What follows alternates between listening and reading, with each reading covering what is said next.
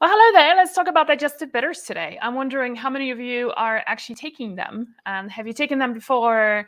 What difference have they made for you? Did you just go, blah, this is terrible, I'm never going to touch this again? Or did you go like, oh my God, I'm so addicted to digestive bitters, I just can't stop taking them. I can't live without them. I can't leave my house without them. Or maybe you've never tried them before. So there are people who haven't tried them, and so that's great too. Did I have lipstick on my teeth? Always happens. All right. So yeah, so I want to talk about digestive bitters today because they have been very transformative in a lot of people's lives and in our community as well. A lot of women have reported that ever since they started taking digestive bitters, they experience a lot less constipation. Their digestion is a lot better. They don't see food in the poop anymore. They feel like everything um, is just moving along. And it's interesting because somebody on Instagram is saying I took them and my face broke out. That's really interesting. And so that kind of makes me think it could be that we're going to talk about it. Digestive bitters have a huge efficacy for an effect on the liver. So sometimes liver detoxification and your skin reacting to things can actually be a sign of detoxification. The other thing that I could think of is that could have been an herb that you were just sensitive to. And digestive bitters don't have just like, set 3 herbs, so 5 herbs that can be digestive bitters. There's a whole range of them. And I want to talk about those today. So, I always like to start off with tradition. And if you know me a little bit, you probably know that I have lived around the world. I've lived in 7 different countries. I originally come from a Polish family, and I grew up in Denmark. And my father used to do. My parents used to be very social and always have a lot of parties, and so my father would always do a lot of aperitifs and then digestives. So aperitif will be a drink before they start off dinner and their crazy parties. And then an aperitif would be, and then a digestif would be a drink after a heavy meal. And, when people just like get stuffed and and then they're like in a coma.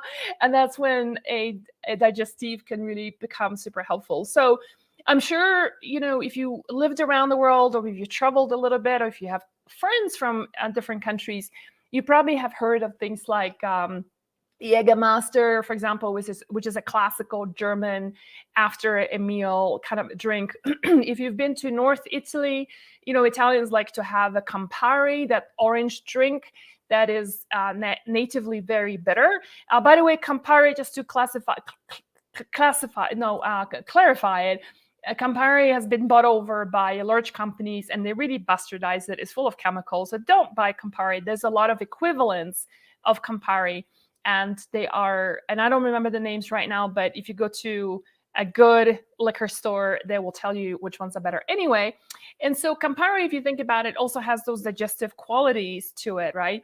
And so, and then if you also look at, if it's not just alcoholic, and then let me just also preface it here by saying, a lot of the time, these digestives and aperitifs were infused into alcohol, primarily not because people wanted to get high, although probably that was a good reason too, to get a little bit of a buzz, before a meal, after a meal.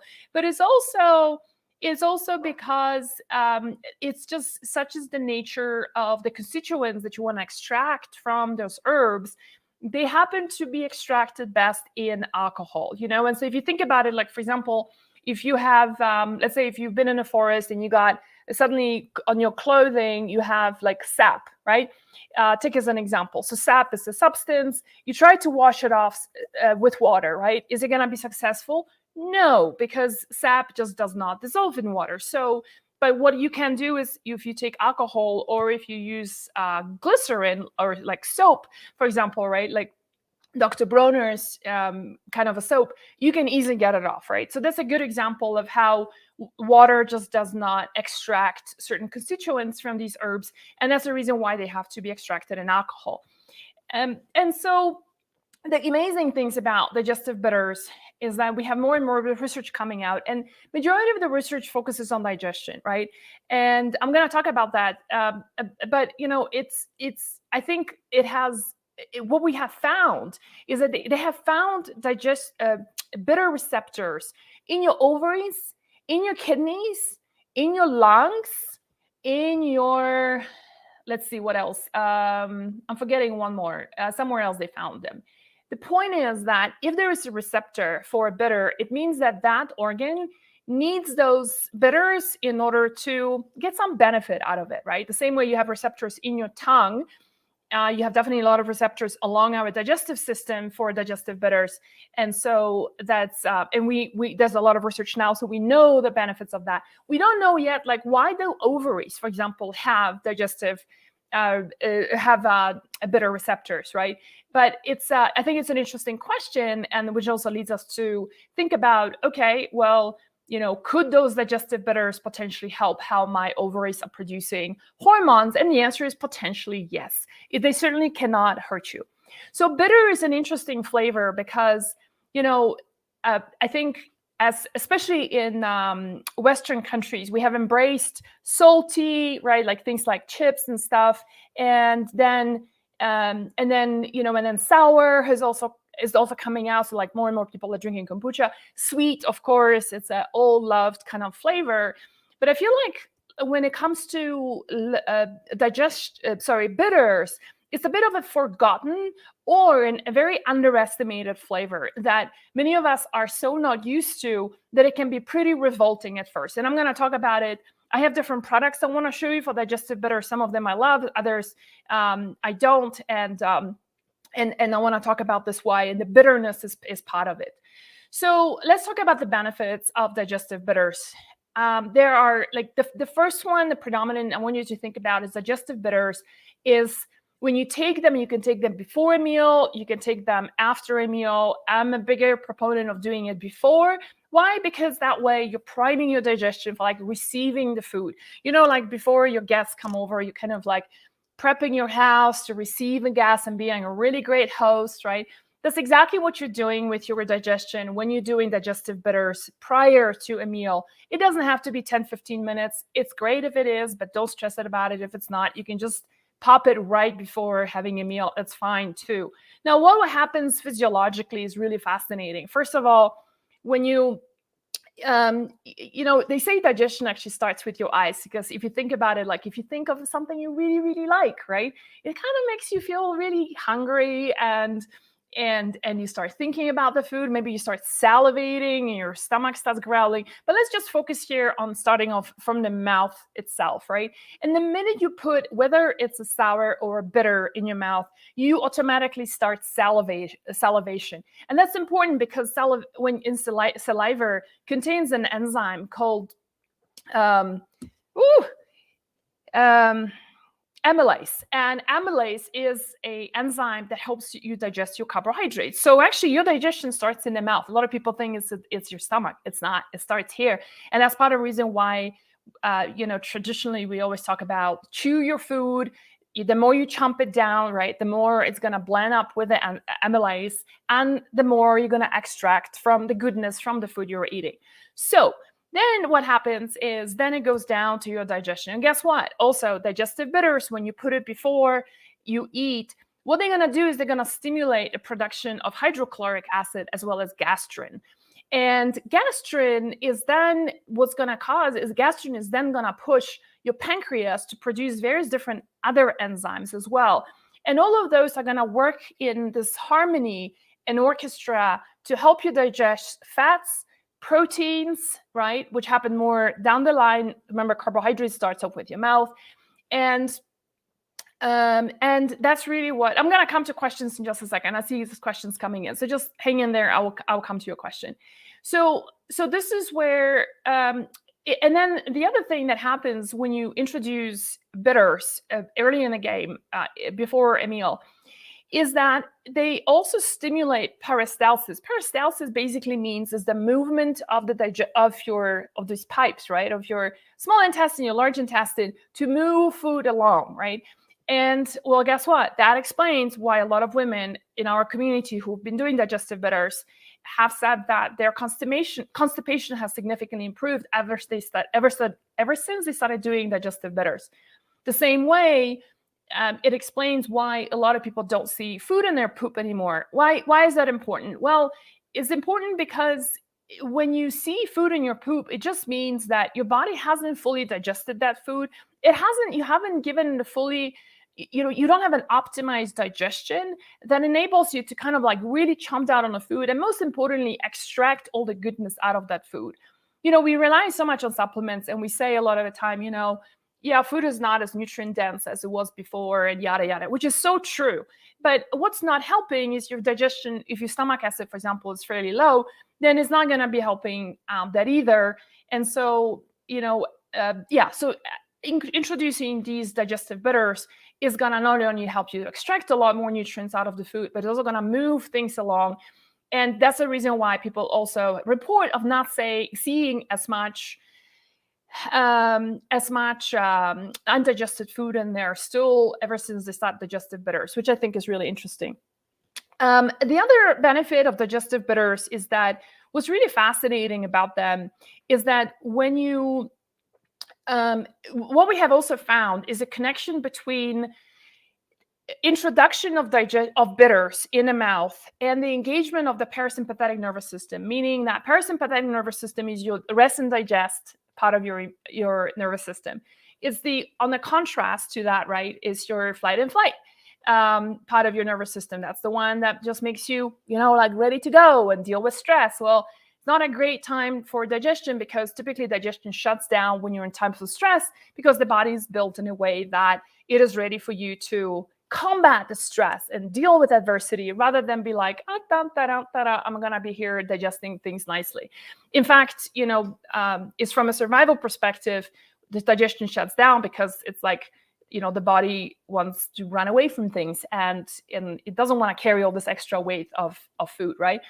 A lot of times people also have a diarrhea, right? When they are stressed out because you want to purge that food out in order to go and run from danger. So what's fascinating is that parasympathetic nervous system kicks in when you do digestive bitters. And that's, again, a lot of times why people say that when they do digestive bitters, the moment they introduce it, they feel like a sense of calmness. What's important about it from a digestion perspective, though, is like I explained just now, you've got to be in a state of calm for your digestion to work properly, right? How many of you here have experienced the kind of thing where you have zero appetite when you're stressed, or your digestion just goes haywire when you're going through times of stress, right? So, and then the third benefit I want to talk about, which is so fascinating, is that digestive bitters, or bitters in general, bitter herbs, help with blood sugar balance. In fact, there was a study done in China, 480 people, which is very decent, sample size.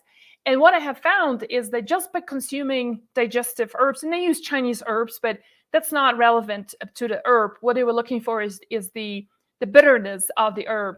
And what I have found is that the effectiveness of controlling their blood sugar levels was equivalent to the one of metformin. Metformin, for those of you who are pre-diabetic or diabetic, or you have PCOS, you might have been put on that before. It helps control blood sugar balance. Problem is, like with most prescription drugs, there is also a lot of side effects to it, and most people can't do it long term. So boom. So that's another reason why do digestive bitters before your meal, because it's going to help you regulate blood sugar levels. Now, let me just set that expectation right. You cannot be like on an empty stomach, be eating cake for breakfast, and then do digestive bitters and expecting not to have a blood sugar spike. Okay. I mean, let's just be very, very honest about that. So what I'm just saying is that if, for example, let's say if you're very sensitive, your blood sugar levels are very sensitive, and even having a bit of rice or some kind of a grain tends to spike up your blood sugar levels, while you're also having some really nice carbohydrates like steamed vegetables, and as well as some good protein on the side, right? And then with that, you do some digestive bitters, then it's going to help you stabilize your blood sugar levels without spiking them up, maybe because of that rice. But, like I said, not cake on an empty stomach and then expecting miracles. That's just not fair. So, all right. So let me talk a little bit about we have digestive bitters in our store, and I will tell you a little bit about them and what's in them in a second. So we've got these before and after. Actually, we formulated in that way. But the reason why I wanted to formulate it is because my journey with digestive bitters started off with, I will just call out a couple of brands, and I have nothing against these brands. I actually really like them. It's called Urban Moonshine. Some of you might know this brand. And so as an herbalist and someone who actually enjoys bitters, I actually like them. The challenge with digestive bitters like that is that, first thing when it pops in, you can hear like my mouth is already beginning to salivate. It's like, oh, the saliva is produced, great, priming the whole body for receiving carbohydrates, right? Awesome stuff. But the challenge that I find with these ordinary digestive bitters is that they are largely alcohol in water. So like ethanol and water, and they don't taste very good. And then on top of that, to add a little bit, to the mix is the fact that you are ingesting a lot of bitter stuff. So if you don't like ethanol, which can be pretty offensive, and then on top of that, these bitters, then, it's pretty much a bit like a punch in the face, right? And, for like herbalists who are very used to different hardcore herbs, we actually like these sort of products. So if you want to try something like hardcore, this is a really great digestive bitters from Urban Moonshine. Another one that I really like, however, let me just say, if you find that in the long term it's hard for you to use because it's too strong of ethanol, you feel that ethanol, so like that strong alcohol, right? It's almost like, almost like moonshine kind of a thing. You don't want to be drinking moonshine, and these bitters are a little bit too intense, and you don't see yourself doing that long term. Then, I think the Wellena brand might be a good option for you, and I will tell you about it in a second. So then another one that I'm personally very drawn towards, and one of the things that we do in herbalism is that we spend time with an herb and or with a formula, and really see whether we develop like a affinity for it. And what's interesting about that is that if you are drawn to certain, for example, herbal tea, right? It doesn't have to be, these digestive bitters. It can be anything like an herbal tea or a specific food but not sugar, I'm not talking about stuff like that, right? Like cookies and muffins and that kind of thing. I'm talking about like healthy foods. If you particularly have and some affinity for those, like for example, you crave like nettle tea, right? And maybe it's because it's nutritionally very rich. And then that, every time you drink nettle tea, your body gets like flooded with all these amazing nutrients. So that could be really interesting. I personally have found like a real energetic pull towards this brand here from Gaia Herbs. So I'm doing this, hey you guys, I'm doing video on two screens, so that's why I'm kind of moving things around. So from Gaia Herbs, and it's called a Swedish, not Swedish, but Swedish bitters. And, they have a lot of turmeric in them, which surprisingly I can tolerate again. I couldn't before. So they are like very yellow. Let me just put it on my hand so you can see. So it's gonna stain my tongue. Actually, let me just do it and I'll show you. Wow, that is like, even for me as an herbalist, it's like, I'll just go pull. But in some funny ways, I actually do find it quite rejuvenating and uplifting, and be like, there's a few seconds that are just yuck. But then after that, you see my tongue? Yeah, yellow. So that's from a turmeric. It's got some really nice, interesting herbs in here. Anyway, you can check them up online. So again, if you find these sort of flavors really offensive, we wanted to develop something, given the amazing benefits of digestive bitters, but that they're so high in alcohol content, and the taste is so intense.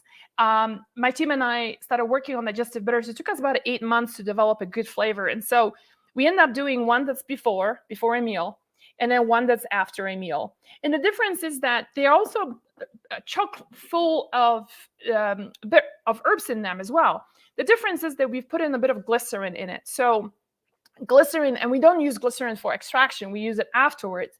And what it has done is it rounds up the flavor. It's a little bit like a comparison, when you do, let's say, a real cheap whiskey, like a moonshine, right? Versus like a very expensive bottle of whiskey that is like smooth and it just goes down, and you go like, it's super palatable, and you really enjoy, and you are really taking it in, and you can feel the flavors and such. And so that's what we have done with our before and after. The difference between them, so let me just do a little pop. Oh, need to open up the bottle. So 4 squirts is 1 full dropper. And our before is a little bit stronger because we want the digestion to get warmed up, open everything up. And I'm gonna just, so I cannot do that on Instagram, I apologize, but I'm gonna just walk you through it just to tell you what's in them. So one of the cool things about herbs is that they don't just have one quality to them, meaning that, for example, if I'm using burdock is not just a digestive aid, but is also, for example, a liver detoxification herb too, right?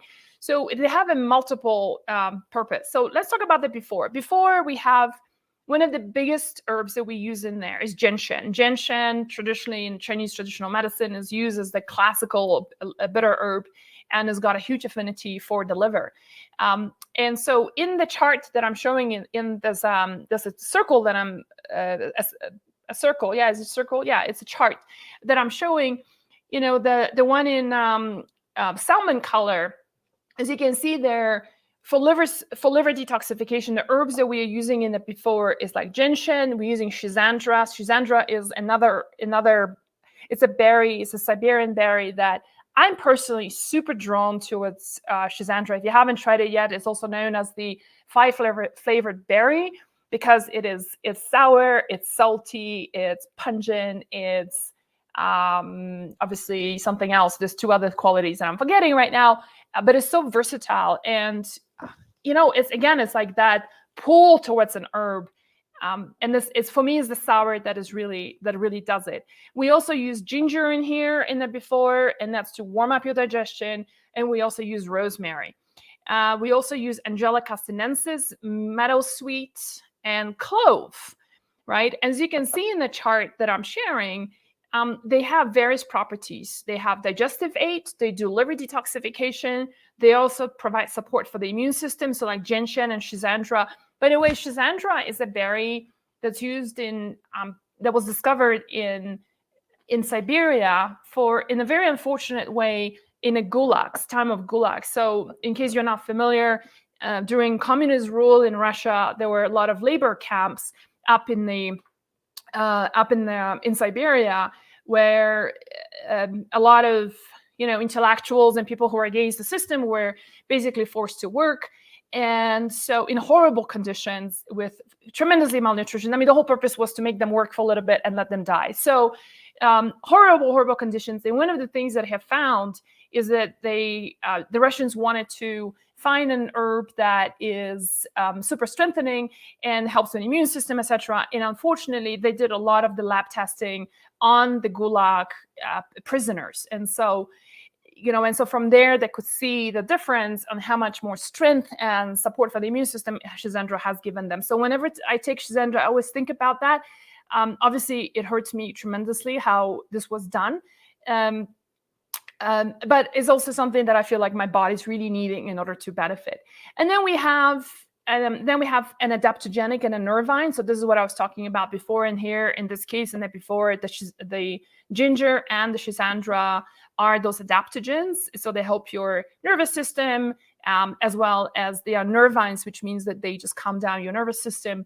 And then we also have an anti-inflammatory response. So gentian, ginger, rosemary, and meadowsweet are all known to be anti-inflammatory. So as you can see, by just putting 7 herbs in a bottle, you have a wide spectrum of benefits from them beyond just digestive bitters. The strategy for the after digestive bitters that are right in here. And by the way, before I forget, when you get them together, you get that organic baggie here from Wellena. It's organic cotton from Fairtrade Company. And we give that to you for free. So if you get these 2. So the after is a little bit different. The purpose of the after, my idea behind it was to make it sweeter, a little bit like, think of it, if you've been to an Indian restaurant, at the end of a meal, you might have been served like fennel seeds and some cumin seeds that you take, maybe a little bit of candied ginger, and then you put that in your mouth and you chew it, and it helps your digestion, right? Yeah. So I wanted to make the same thing, but just super easy, where you just squirt instead of having to chew the seeds. Yeah, so the fennel just opens up right away.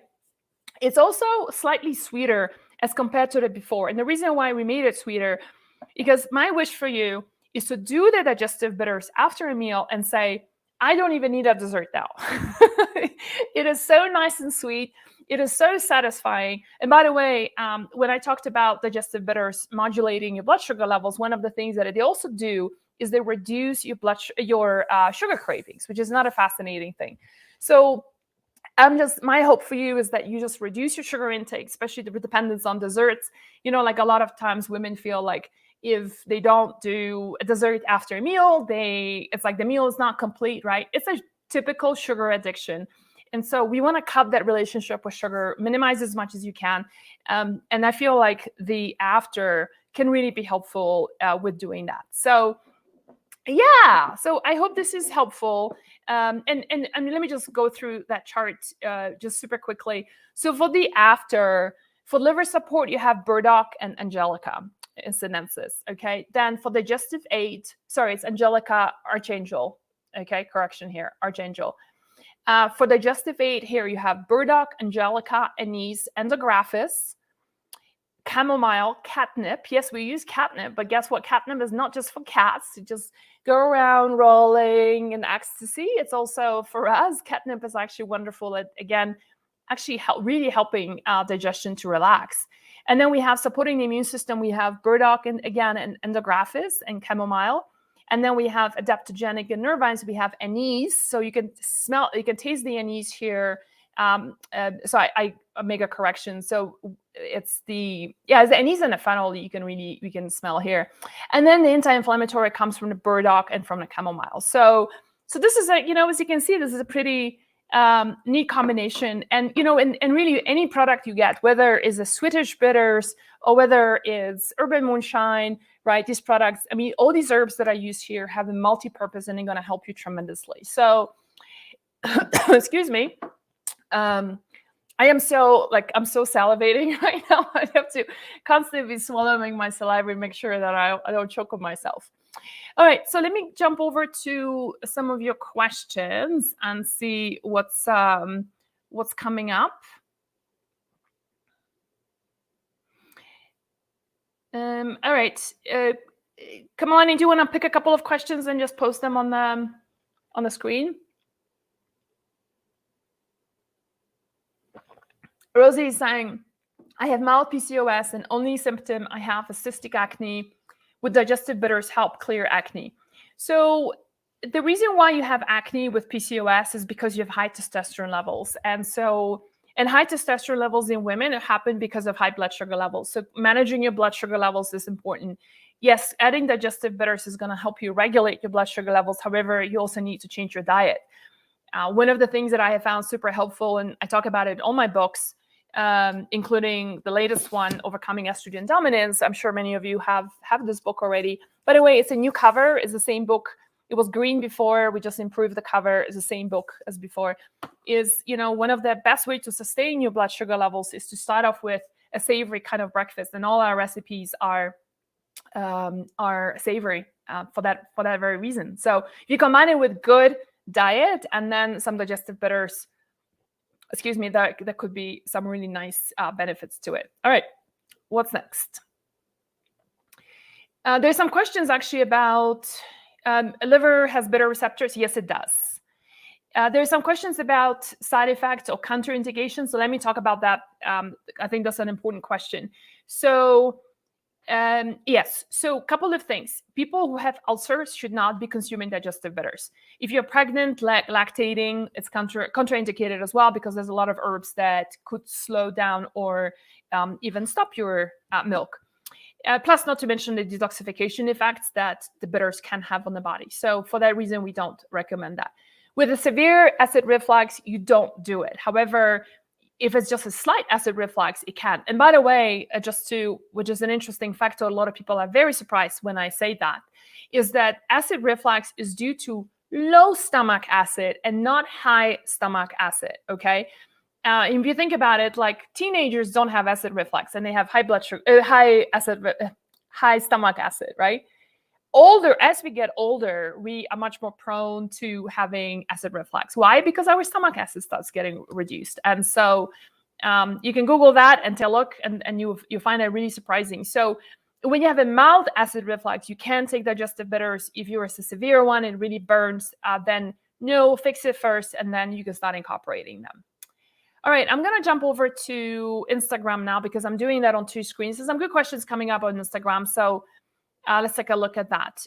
My daughter is on metformin, very overweight.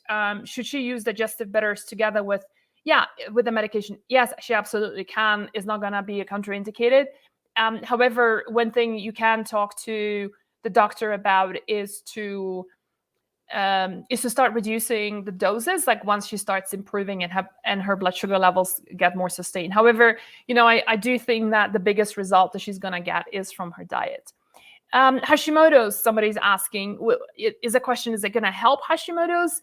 Not per se, I would say. It's not like, I think it's going to be an overpromise if I were to say that. However, Hashimoto's is an autoimmune disease, so anything you do to support your digestion is going to be wonderful. One also quick other thing, who shouldn't be consuming digestive bitters is former alcoholics, because it does contain alcohol. And so there are some digestive bitters that are extracted in glycerin. They're not going to be as effective as those ones in alcohol. But if somebody's a former alcoholic, it's definitely going to be a better option as compared to having potentially a relapse.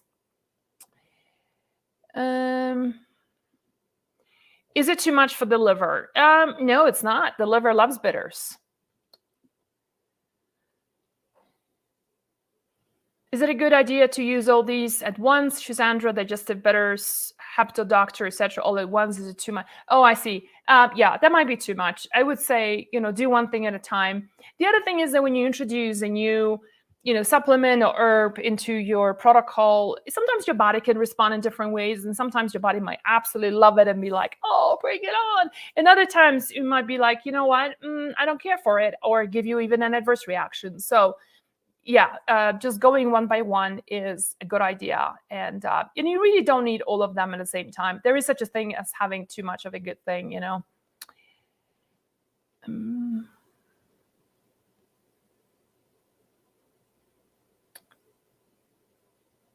Who here has used our digestive bitters? Do these help with inflammation? So like what I was showing I know in Instagram you can't see it, but there's a number of different herbs. Let me just go back to those anti-inflammatory ones that we have in the formulas. Is anti-inflammatory. So burdock, chamomile, gentian, ginseng, rosemary, sweet meadow, meadowsweet are all anti-inflammatory. Here's the thing, you guys. Inflammation is so multifactorial that I also don't want to be bullshitting you around here and be like, "Oh yeah, do the herb. It's so anti-inflammatory." The thing is that question is, where's your inflammation coming from, right? If it's like multifactorial and you're like not sleeping, you're living on caffeine, you're eating a highly inflammatory diet, you're living on sugar, you like every day gluten, you eat outside all the time instead of trying to more, localize it to your own home, right? All of those things can be, if you're like a lot of prescription drugs, if you're super stressed out, all of those things can be contributing to inflammation. So, if someone is doing all of those things that I mentioned while popping digestive bitters, it'll be like, oh, that's anti-inflammatory. It's going to take all my inflammation away. Ain't going to happen. So you're going to do it all in tandem with other things. Do you recommend starchier carbs, rice, sweet potatoes, quinoa earlier in the day or evening? Does it depend on physical activity level? That's a good question. So so it really depends on the person, and you need to test this out. I can tell you this from my own experiments. For example, if I do, the classical American breakfast is like pancakes, or doing even like healthy breakfast will be things like oatmeal, right? With some fruit on top and whatnot. If I have that for breakfast, let me tell you, an hour later, I've got brain fog. I am not very energetic. I want to go and have a nap. I'm craving caffeine because now I need to like put my energy back up, right? It's just not working for me. However, if I have a bowl of oatmeal, which I know sounds ridiculous, but I tried it and I did it at night, and boy, I sleep like a baby. My sleep, I've written a lot about sleep. There was an article I wrote a month ago. I finished it after 8 months of researching, called Fixing Sleep After 45. And one of the experiments I shared there, using, my Oura ring and measuring all my sleep and stuff, like every time I have complex carbohydrates, like the ones that you mentioned, Rose, here. So like, rice and sweet potato and quinoa and such, and I sleep way, way better. So you need to really play around with that yourself, and figure out what agrees with you better. But a lot of people say the evening, basically. Okay. Thank you for all the super nice comments. Ways to increase stomach acid other than apple cider vinegar. Yeah, digestive bitters is one other way to do that. Dried fig significantly helps constipation. Yeah, they can, but there's a lot of other things that can be done, and but also some things that need to be removed, like dairy, for example, constipates a lot of women. So remove dairy and you're good to go again. Low magnesium levels is another reason why we can be constipated. So correcting that can fix that. So smoothies wouldn't count then. I'm not sure what that refers to. Yeah. I know sometimes you make a comment when I'm talking about something and I don't remember what I said, and so it's hard to make the connection. How about sage tincture? Is that a bitter? Sage typically is not used as like if it's super strong, I can totally see how it's gonna have some bitter qualities. Classically, gentian, endographis, burdock, dandelion root, those are like the heavy digestive bitters because of the affinity for the liver. So I'm sure sage is not gonna hurt, but I'm not sure if you're gonna accomplish the same effects as you would with the ones that I mentioned. How about fermented foods? Yeah, they're great for curbing sugar cravings as well. And but just, fermented foods have a different role, right? And so they will do different things than what I've described with digestive bitters.